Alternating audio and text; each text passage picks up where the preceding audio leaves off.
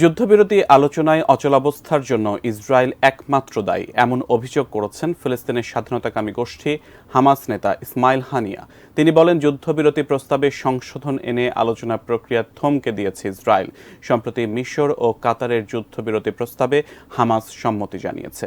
মার্কিন প্রশাসনও বিষয়টি নিয়ে অবগত ছিল, তবে দখলদার ইসরায়েল প্রস্তাবের প্রতিক্রিয়ায় রাফা ক্রসিং দখল ও নিয়ন্ত্রণে নিয়ে রাফায় আগ্রাসন শুরু করেছে। এ সময় গাজায় আগ্রাসন বন্ধ ছাড়া কোনো শর্ত মানা হবে না বলে হুঁশিয়ারি উচ্চারণ করেন হামাস নেতা ইসমাইল হানিয়া।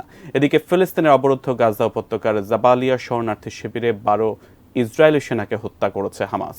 বুধবার একটি জটিল অপারেশন পরিচালনার সময় তাদের হত্যা করা হয়েছে। একটি বিবৃতিতে এ তথ্য জানিয়েছে হামাসের সশস্ত্র শাখা আল কাশেম ব্রিগেড। খবরটি নিশ্চিত করেছে তুর্কি বার্তা সংস্থা আনাদোলু এজেন্সি।